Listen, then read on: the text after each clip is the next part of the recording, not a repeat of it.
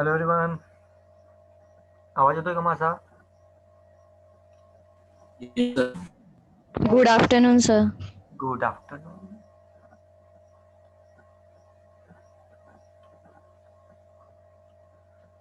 चल सो जे ग्रुपवर क्वेश्चन्स टाकले होते ना याच्यासाठीचे थोडेसे टफ क्वेश्चन्स आहेत ते मुद्दामून टाकलेले. सो हिनं प्रयत्न केलेला आहे दर्शनाने. तुम्ही दोघांनी प्रयत्न करा हां. आणि 8:15च्या आसपास यूट्यूबवर त्याचा व्हिडिओ पब्लिश होऊन जाईल. ठीक आहे. आन्सर्सचा समजलं तर ठीक, नाही समजलं तर मला सांगा. मी तुम्हाला पुन्हा एकदा सांगेल त्याचे आन्सर्स कसे कॅल्क्युलेट केलेत, काय केलेत ते. पहिल्या 5 क्वेश्चनचेच आन्सर सध्या टाकलेले. पुढचे 3 क्वेश्चन्स उद्या आपण डिस्कस करणार आहे याच्यामध्ये क्लासमध्ये. ठीक आहे. कॅल्क्युलेशन्स वगैरे आहेत आणि बेसिकली ॲडव्हान्स लेवलचे क्वेश्चन्स येतात कसे ना, त्याची एक आयडिया तुम्हाला देण्यासाठी हा सगळा उद्या ठेवला बरं का. की मी दरवेळेला म्हणतो 2 चॅप्टर 3 चॅप्टर लिंक करतात ना, कशी करतात काय त्याच्याविषयीचा हे सगळ्या हे आहे, एक्झाम्पल आहेत. ओके, चल. सो पहिल्यांदा JEE ॲडव्हान्सचे खूप जुने क्वेश्चन्स आहेत. पहिल्यांदा ते काही घेऊ, पूर्ण घ्यायचं माझ्या सध्या डोक्यात नाही आहे. मला रिव्हिजन घ्यायची आहे याची आपल्या NCERT आणि स्टेट बोर्डच्या हिशोबाने. ओके, म्हणजे कोणता पॉईंट वगैरे राहिला असेल तर आपल्याला डिस्कस करता येईल. चल. सो JEE ॲडव्हान्स हे बघा, पहिल्या क्वेश्चनचा आन्सर काय असेल सांगा मला. मी याच्यावर आणखीन एक डिटेल व्हिडिओ करणार आहे यूट्यूबवर, सगळ्यांसाठी करणार आहे की ॲक्च्युली JEEचं अभ्यास कसा करायचा, काय स्ट्रॅटेजी असतात, कसे असतात, या सगळ्या गोष्टीचं एक एक एक डोक्यात आहे माझ्या. थोडंसं सांगा तुम्हाला. यस, कोणाचं आन्सर आलं? सर्विसचं आन्सर आलेलं आहे. The halogen which is most reactive. हॅलोजिनेशनमध्ये सगळ्यात रिॲक्टिव्ह हॅलोजन नाही, आयोडीन नाही, इट्स क्लोरीन. ओके, क्लोरीन आहे याचा आन्सर. चलो नेक्स्ट वन. क्लोरीनच का बरं? हॅलोजिनेशनमध्ये काय करतो? Halogenation of alkane under sunlight बॉन्डला ब्रेक करावं लागतं ना. Radical mechanism. हां, sir radical mechanism. Radical mechanism. आणि कोणता रॅडिकल सहज बनवू शकतात किंवा कोणता बॉन्ड सहज ब्रेक होईल? हा बॉन्ड पहिल्यांदा ब्रेक होईल, कारण इलेक्ट्रोनिगेटिव्हिटी डिफरन्स असं म्हणण्यापेक्षा आपण म्हणू की इलेक्ट्रोनिगेटिव्ह स्पेसिस आहेत दोन्ही सुद्धा, त्याच्यामुळे हा बॉन्ड वीक असतो, हा बॉन्ड कम्पॅरेटिव्हली स्ट्रॉंग असतो. ठीक आहे, त्याच्यामुळे Cl2 पटकन ब्रेक होऊन जाईल, त्याचे रॅडिकल्स बनतील. चलो, सो हा झाला फर्स्ट क्वेश्चन. सेकंड बघा, the compound prepared by action. Yes,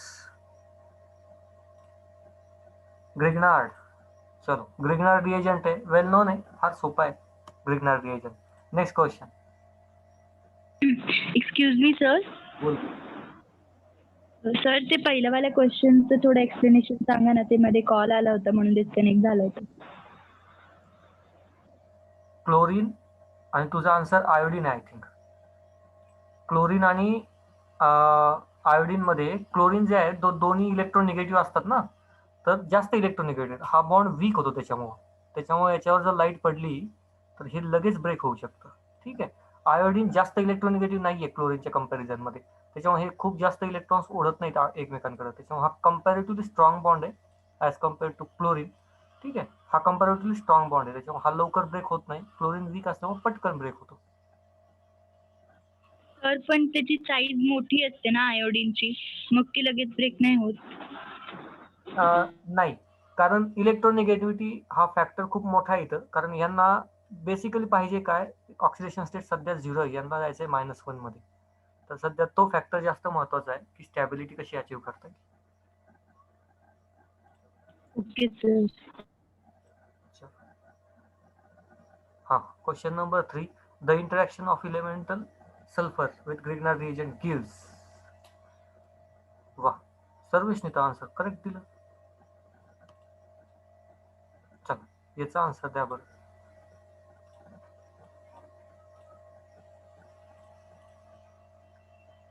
Sarvesh थोडा एक्सप्लेन करता येईल का थर्डला?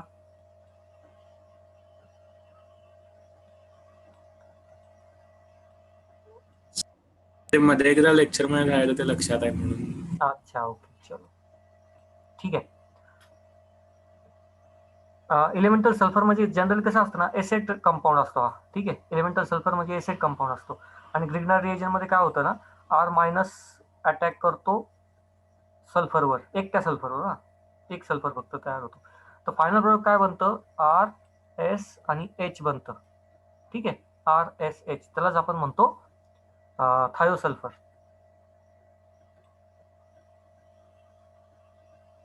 ठीक आहे, सॉरी थायो अल्कोहोल, थायोसल्फर नाही, थायो अल्कोहोल, इट्स कॉल्ड एज थायो अल्कोहोल. ओके चलो, आय थिंक कोणाला काही डाऊट नसावा, कारण इथं इलेक्ट्रोनिगेटिव्ह स्पेसिस आहे, ही निगेटिव्ह स्पेसिस आहे, इथं ऑक्सिडेशन स्टेट 0 आहे, म्हणजे ऑब्विसली इलेक्ट्रॉन डेफिशियंट आहे म्हणून आरने सल्फरवर अटॅक केला. ठीक आहे, चलो, vinyl chloride reaction with dimethyl copper gives, vinyl chloride on reaction with dimethyl copper काय बनतं?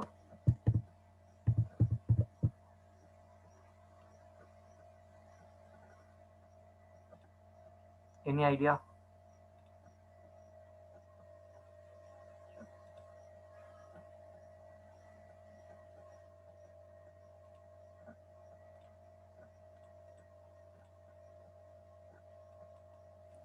Sir butane. एक मिनिट हा,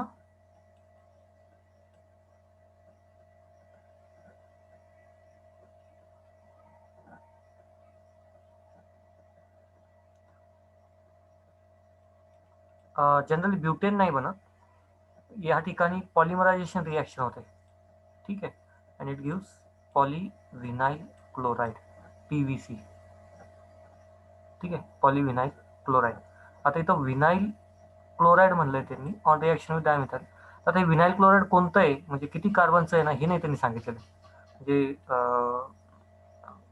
प्रोपेन आहे, ब्युटेन आहे, हेक्झेन आहे, हेप्टेन आहे, हे नाही सांगितलं त्यांनी. ओके, त्याच्यामुळं इट्स अ पॉलिमरायझेशन रिॲक्शन आणि डायमिथाइल कॉपर ऑब्विसली पॉलिमरायझेशनला फेवर करतं फक्त.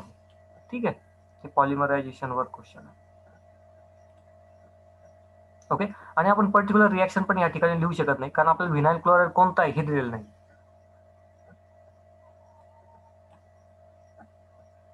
चल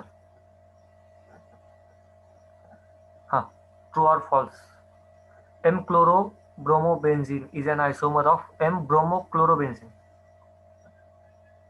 ट्रू ऑर फॉल्स?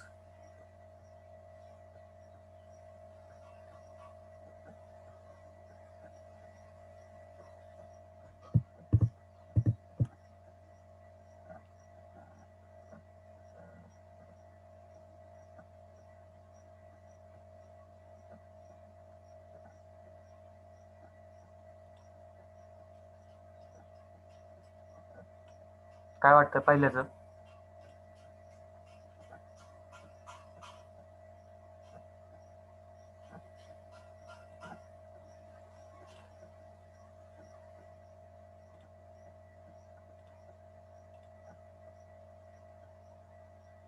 ट्रू आहे का फॉल्स आहे?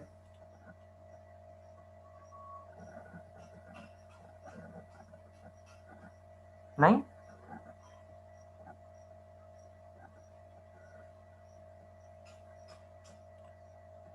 हे दोन्ही सुद्धा स्ट्रक्चर सेमच आहेत ना, हे दोन्ही स्ट्रक्चर सेम आहेत.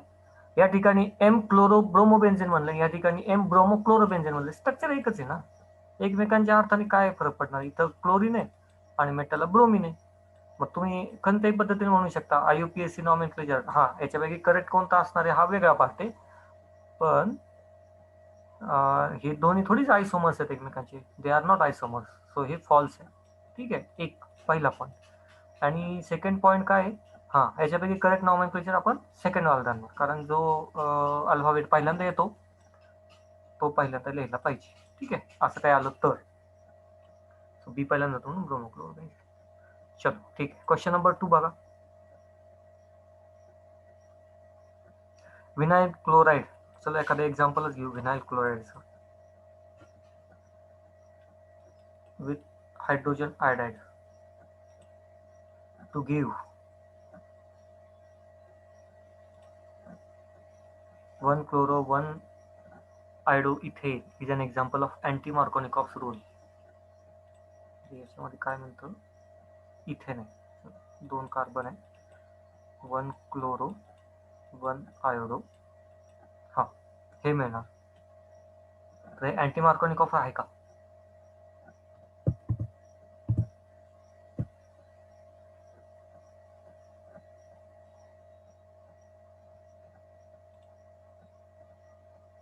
आन्सर कोणतरी, आय थिंक यस करेक्ट आहे. चलो ये फॉल्स आहे, कारण हे अँटी मार्कोनिकॉफ नाहीये, मार्कोनिकॉफ रूल आहे.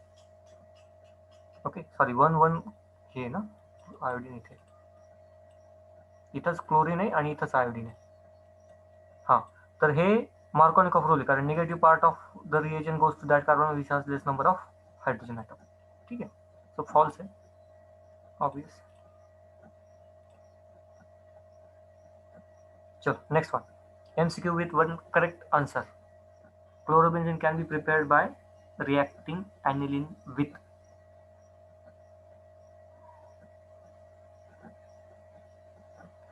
क्लोरोबेन्झिन कसं बनवायचं, कशापासून? ॲनिलीन पासून. ॲनिलीन म्हणजे NH2, त्याच्यापासून बनवायचे क्लोरोबेन्झिन. म्हणजे हे फक्त स्ट्रक्चर काढल्या काही क्लिक झाला असेलच.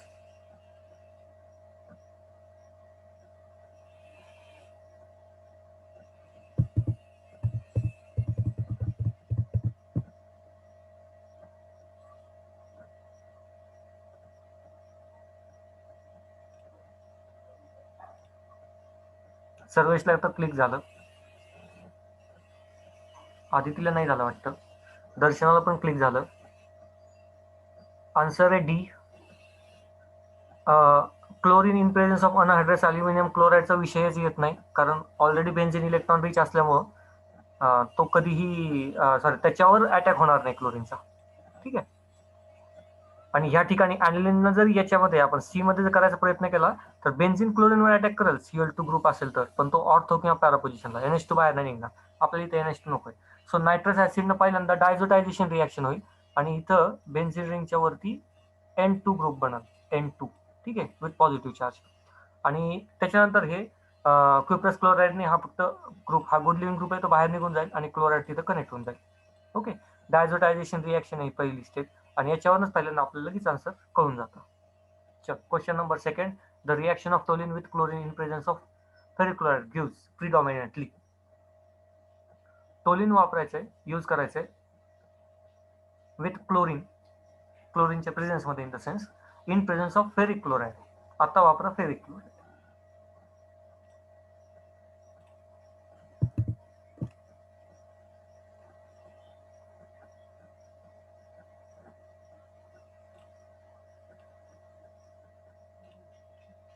सर्वेशला पुन्हा एकदा आन्सर झालंय, समजलंय?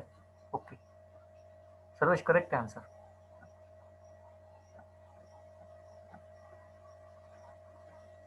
जर मी चुकीचा नसेल तर आता ही रिॲक्शन न लिहिता सांगितली सर्वेशने, एम आय राईट?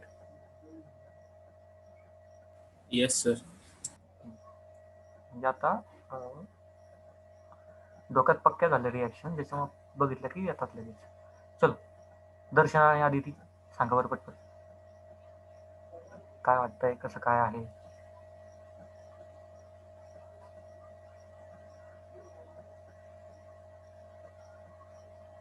पाहिजे तर रिॲक्शन लिहू शकतो, काही प्रॉब्लेम नाही. ओके चलो, हां दर्शनाचं पण आन्सर आलं, करेक्ट आहे. आन्सर आहे डी. एक्सप्लेन करतो, तोपर्यंत बाकीच्या पुढची रिॲक्शन बघून ठेवू शकता. आदितीला तेच आलंय का? माझा आवाज ब्रेक होतोय का? नाही सर. व्यवस्थित येतो. ओके चल, आदिती तुझ्याकडे नेटचा प्रॉब्लेम असू शकतो, एकदा क्रॉस चेक करशील?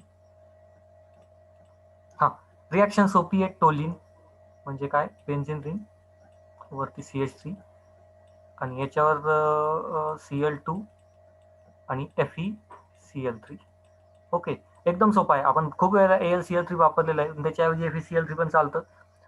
कारण तो कॅटलिस्ट आहे, त्याच्यामध्ये काही फार मोठा रोल नाही आणि डी ब्लॉक एलिमेंट्स खूप चांगले कॅटलिस्ट असतात, त्याच्यामुळे तो काही फार मोठा इश्यू नाहीच बेसिकली. इथं Fe का वापरला हा, ठीक आहे, कॅटलिस्ट आहे. आता बेन्झीन रिंग अटॅक करणार तो ऑब्व्हियसली Cl2 वर अटॅक करणार, ऑर्थो किंवा पॅरापोझिशनलाच करणार, कारण CH3 हा इंडक्टिव्ह इफेक्ट दाखवतो, मायनस इफेक्ट दाखवतो, त्याच्यामुळे ऑर्थो आणि पॅरापोझिशन इलेक्ट्रॉन रिच होऊन जातात. सोपं आहे. So D answer is the correct one. Question number 3, the reaction condition leading to the best yield of C2H5Cl are. Sure. So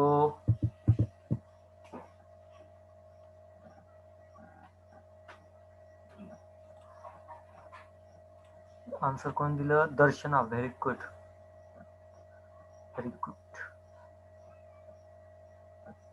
बाकीच्यांनी answer द्या बरं, कोणीतरी एकाने आन्सर द्या म्हणजे मी हे करतो.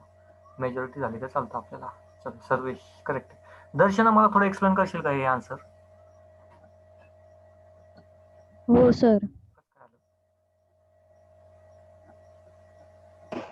सर C2H6 जर जास्त एक्सेस मध्ये असेल तर त्याच्यामध्ये Cl जास्त लागतील ना.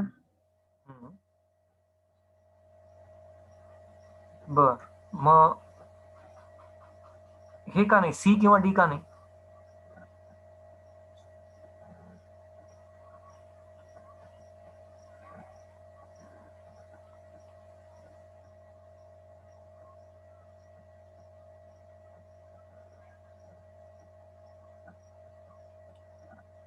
चल पॉइंटला समजून घ्या.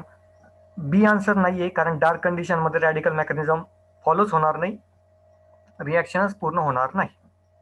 या ठिकाणी C2H6 जर एक्सेस असेल तर मॅक्झिमम चान्सेस आहेत की फक्त C2H6 पैकी एकच हायड्रोजन बाहेर जाईल आणि एकाच ठिकाणी क्लोरीन लागेल, म्हणजे मोस्ट प्रोबॅबली आपल्याला प्रॉडक्ट मिळेल C2H5Clच.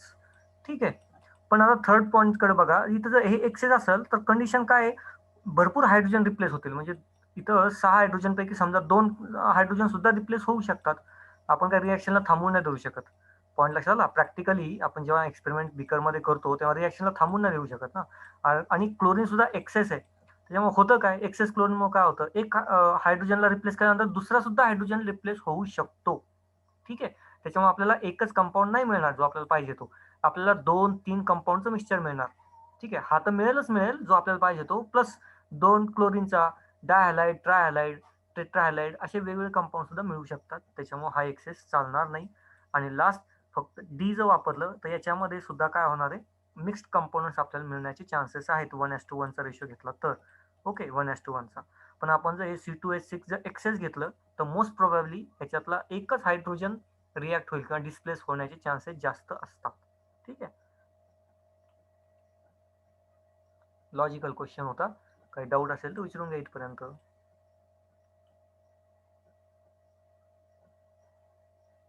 नाहीये ना?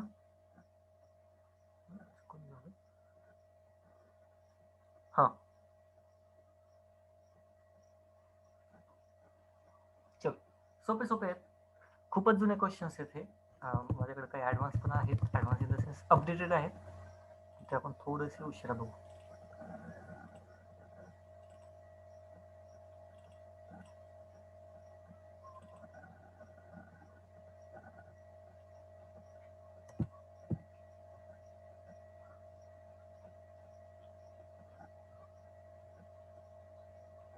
त्याच्या आधी आदिती, तुझे सगळे व्हिडिओ बघून झाले का? तर थोडे लास्टचे 2 राहिले ओके, तर आज होऊन जाईल. चल ठीक आहे.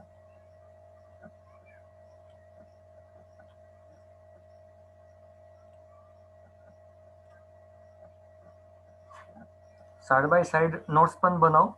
आणि आय थिंक आता तुला SN1 SN2 मध्ये समजायला लागला असेल काय गोंधळ असतो, काय असतात सगळ्या गोष्टी. की सर.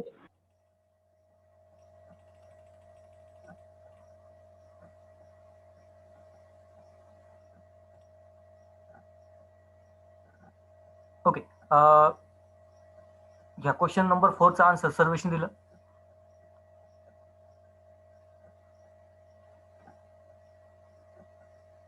आणखी कोणतरी द्या. सर्वेच तर करेक्ट आहे. चलो करेक्ट आहे. प्रोपीन बनेल. ओके, अल्कोहोलिक आहे, इलिमिनेशन रिएक्शन होते. क्वेश्चन नंबर 5 बघा. The number of structural and conformational isomers of the bromo compound form by addition of HBr to pentyne respectively are. बघा आता काय करायचंय. रिॲक्शन दिली त्यांनी. 2 पेंटॅन HBr बरोबर रिॲक्ट करायचा, प्रॉडक्ट बनणार C5H9Br आणि त्याचे आयसोमर्स किती असतील एवढं त्यांनी विचारलेलं. ते पण स्ट्रक्चर वेगळं विचारलंय आणि कॉन्फिगरेशनच्या हिशोबाने वेगळं विचारलेलं.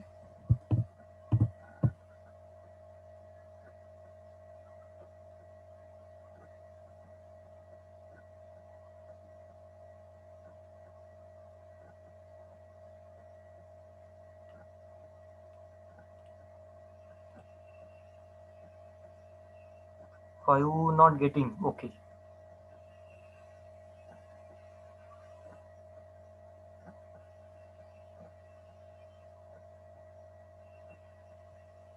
सिक्स सोपं आहे. चल याचा आन्सर सांगतो तुम्हाला.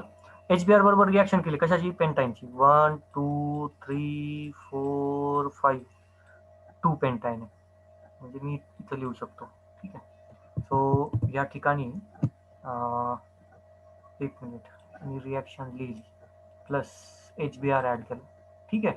तर 2 कंपाऊंड बनू शकतात. नीट लक्ष द्या आता. 1 2 3 4 5 त्याच्यामध्ये डबल बॉन्ड इथं राहील, Br ह्या ठिकाणी कनेक्ट होईल. ठीक आहे. प्लस 1 2 3 4 5 डबल बॉन्ड इथं राहील, Br ह्या ठिकाणी कनेक्ट होईल. हा, कंपाऊंड 1 आणि कंपाऊंड 2 यांना आपण काय म्हणतो, एकमेकांचे कोणते आयसोमर्स आहेत? जॉमेट्रिकल आयसोमर्स का स्ट्रक्चरल आयसोमर्स, काय म्हणतो आपण यांना?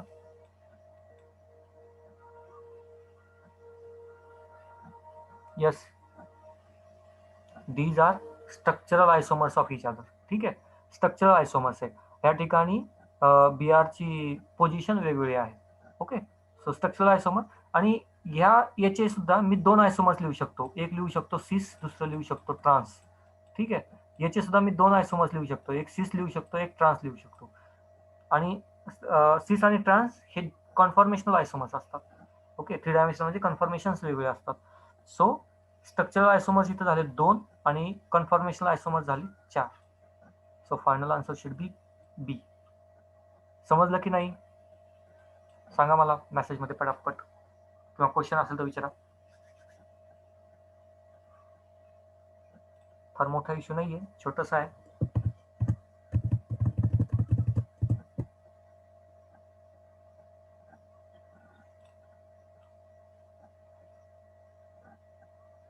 नाही कळालं? अच्छा, एक मिनिट.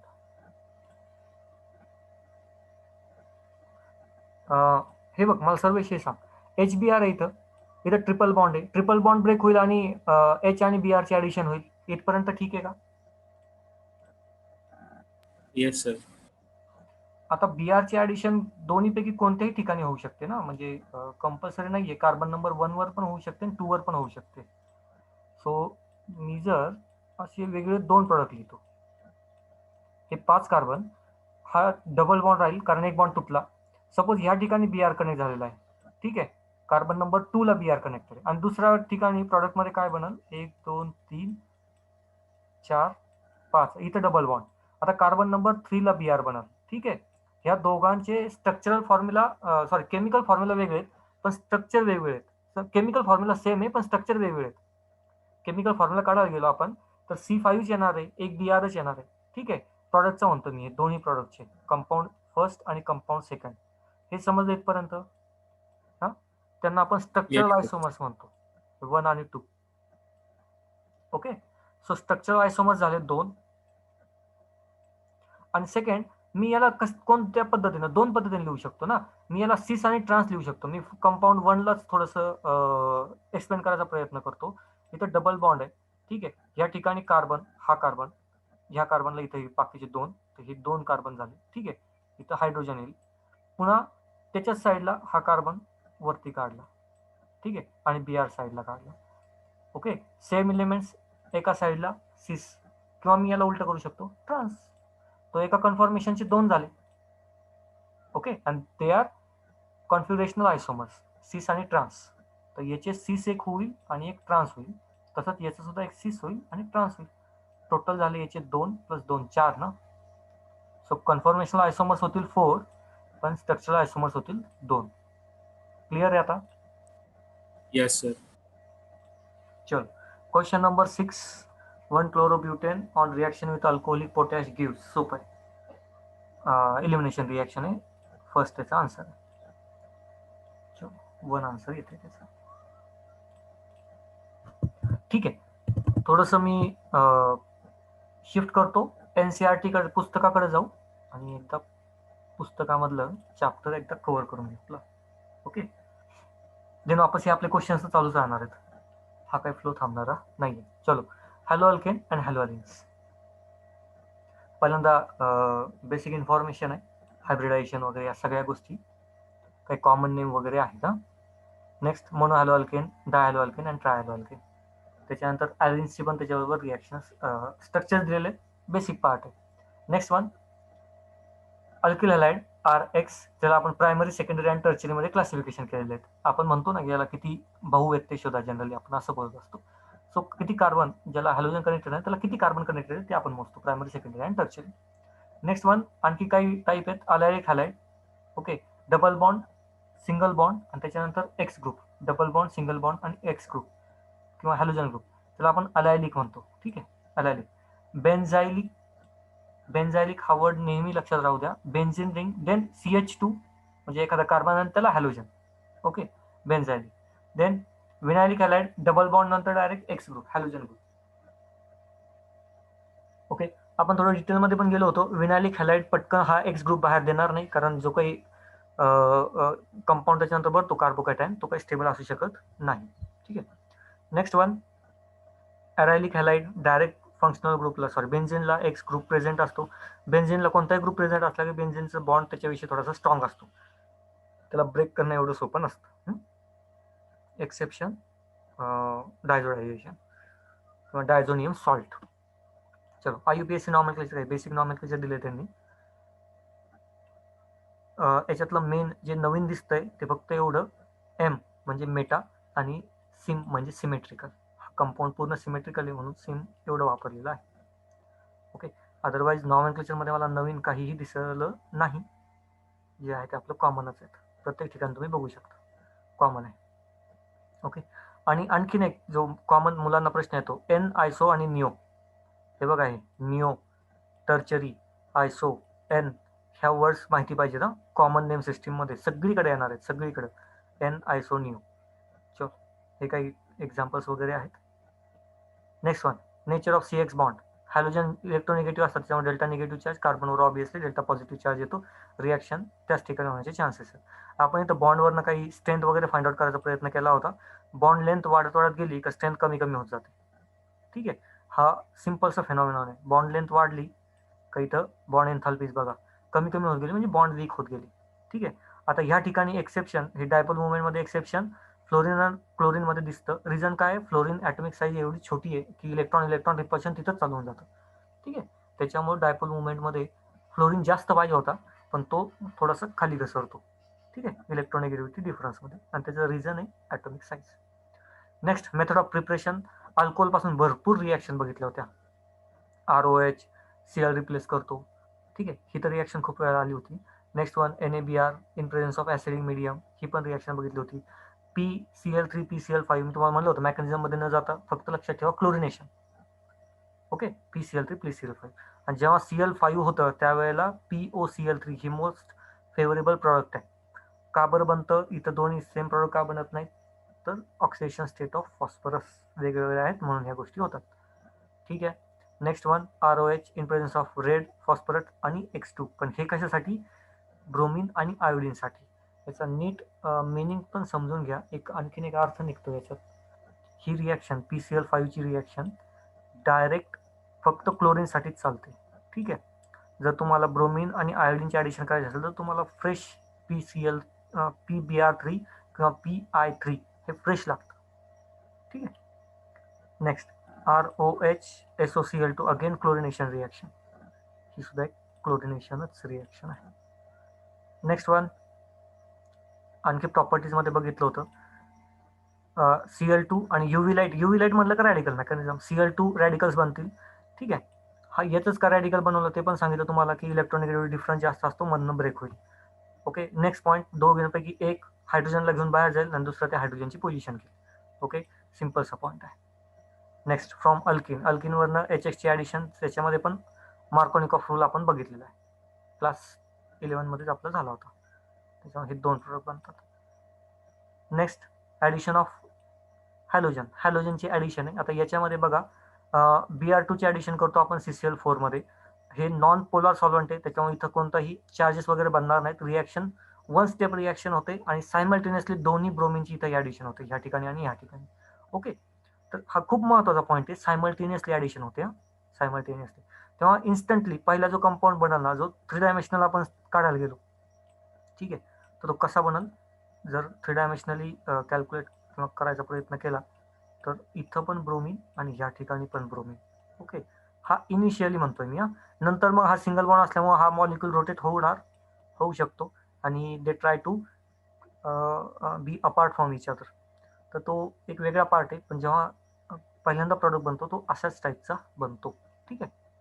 आय होप तुम्हाला हे 3 डायमेन्शनल स्ट्रक्चर लक्षात येतंय मला काय म्हणायचं ते. चलो नेक्स्ट वन, हॅलोजन एक्सचेंज. याच्यामध्ये बघा हॅलोजन एक्सचेंजच्या मागं ड्रायव्हिंग फोर्स काय, का बरं होतं हॅलोजन एक्सचेंज, तर सोडियम आणि आयोडीनचा चार्ज बॉन्ड हा खूप स्ट्रॉंग नाहीये. बेसिकली तो आयनिक बॉन्ड आहे, पण तो फार जास्त नाहीये स्ट्रॉंग. आयनिक बॉन्ड स्ट्रॉंग कधी असतो, इलेक्ट्रोनेगेटिव्ह डिफरन्स फार जास्त पाहिजे. आयोडीन लेस इलेक्ट्रोनेगेटिव्ह आहे, त्याच्यामुळे डिफरन्स जास्त नाहीये, तर हा स्ट्रॉंग नाही. त्याच्याऐवजी त्याला क्लोरीन किंवा ब्रोमिन मिळाला तर NaCl आणि NaBr दोघं सुद्धा स्ट्रॉंग आयनिक बॉन्ड आहेत. त्याच्यामुळे काय, इथं NaI फोर्स करतो आयोडीनला बाहेर निघून, iodine can attack on R group, आणि जो X बाहेर निघणार तो NaBr बरोबर रिॲक्ट होईल. आणि हा NaBr किंवा NaCl हा मोर स्टेबल कंपाऊंड आहे. ठीक आहे, का स्टेबल सांगितलं, आयनिक कंपाऊंड आहे. त्याच्यामुळे रिॲक्शनला नाव आहे फिंकलस्टन रिॲक्शन आणि नेम रिॲक्शन लक्षात ठेवायच्या. हां, चल. आणि चॅप्टर संपत आलेला आहे. तुमच्या दोघांपैकी मी एकाला काम दिलं होतं नेम रिॲक्शन्स एका साईडला ठेवायच्या आणि एकाला काम दिलं होतं रिएजंट सेपरेट करायचे. तुमचं काम होत आलंय का मला सांगा बरं. हो सर, झालंय. चलो, आणि सर्वेश.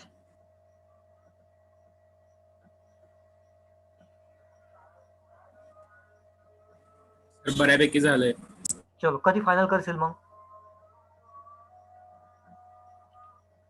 मंडे पर्यंत. चल मंडेला ग्रुपवर टाकून दे. आणि दर्शना, तू सुद्धा ग्रुपवर टाकून देशील तुझं झालं असेल तर. म्हणजे नोट्स ऑटोमॅटिकली आपल्या स्टुडंट्सला एक्सचेंज होतील, आदितीला पण मिळून जातील.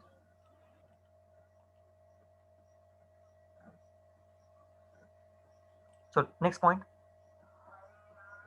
CH3Br आणि AgF हे खूप इम्पॉर्टंट आहे सॉर्ट्स रिॲक्शन, ज्याच्यामध्ये फ्लोरीन एक्सचेंज केला जातो. आतापर्यंत आपण फ्लोरीन टाकण्यासाठी किंवा काय आपण म्हणू फ्लोरो अल्केन बनवण्यासाठी कोणती जास्त फेमस रिॲक्शन बघितली नाही, एक पण चांगली रिॲक्शन बघितली नाही. हे पहिल्यांदा आहे सॉर्ट्स रिॲक्शन, ज्याच्यामध्ये तुम्ही AgF च्या ऐवजी Hg2F2COF2 SbF3 वापरू शकता. ठीक आहे, कोणतंही एजंट वापरलं तरी ती सॉर्ट्स रिॲक्शनच आहे. नेम रिॲक्शन इम्पॉर्टंट आहे. ओके, इम्पॉर्टंट रिॲक्शन आहे. चलो नेक्स्ट वन, प्रिपरेशन ऑफ हॅलोअॅरिन्सचं प्रिपरेशन आहे फ्रॉम डायरेक्ट रिॲक्शन बघायच्या हायड्रोकार्बन्स. ऑर्गॅनिकचं रिव्हिजन सगळ्यात सोपं आहे, वाचत कमी बसायचं, रिॲक्शन्स पटकन लक्षात आल्या पाहिजेत, आणि जे बोल्डमध्ये वर्ड्स दिसतात ना, जे की नेम रिॲक्शन असू शकते किंवा इम्पॉर्टंट, त्याला फक्त नोटीस करायचं. ठीक आहे, याची रिव्हिजन करणं कम्पॅरेटिव्हली सोपं असतं. चलो, बेन्झिन आणि CH3 याच्याकडे जसं बघितलं मला एक लक्षात आलं, बेन्झिन इलेक्ट्रॉन रिच आहे, CH3 पण त्याला सपोर्ट करतो. ऑर्थो आणि पॅरा पोझिशन, म्हणजे ही पोझिशन ऑर्थो आणि ही पॅरा पोझिशन इलेक्ट्रॉन रिच आहे, त्याच्यामुळे अटॅक याच्यावरच होणार. अगेन हे X2 आहे, म्हणजे oxidation state 0, electron deficient. Obviously याचा अटॅक ह्याच ठिकाणी होणार आहे. X2Cl2Br2 असेल तर त्यातला एक बाहेर जाईल, पण एक इथं कनेक्ट होऊन जाईल. ओके, 2 स्टेप रिॲक्शन होते. आणि त्याच्यानंतर ॲरोमॅटिसिटी रिगेन करण्यासाठी हायड्रोजन पण बाहेर जातो. ही मेकॅनिझम आहे, खूप वेळेला आपण डिस्कस केलेली. त्याच्यामुळे ऑर्थो आणि पॅराचा तुम्हाला प्रॉडक्ट मिळतो. आता ही रिॲक्शन थोडीशी फास्ट होण्यासाठी आपण फक्त आयन हा कॅटलिस्ट वापरलेला आहे. इथं आयनचा काही दुसरा उपयोग नाही, फक्त आयनच्या ऐवजी आपण FeCl3 पण वापरू शकतो किंवा AlCl3 पण वापरू शकतो, की जे की कॅटलिस्ट आहेत. काय फार मोठा इश्यू त्याच्यामध्ये नाहीये.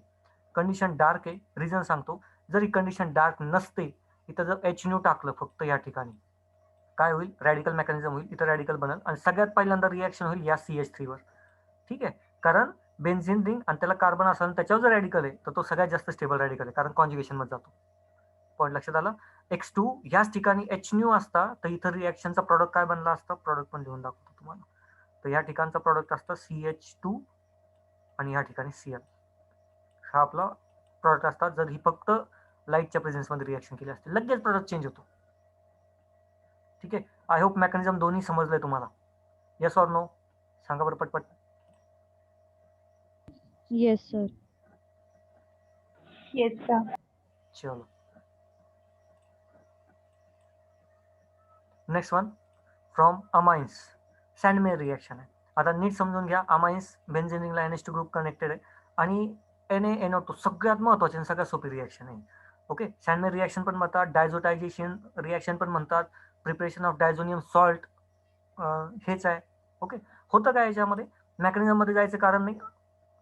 NaNO2 हे NO2 नायट्रोजनवर रिॲक्ट होतं, ऑक्सिजन आणि हायड्रोजन पहिल्यांदा वॉटर फॉर्मेशन करतं आणि इथं N2चं फॉर्मेशन होतं.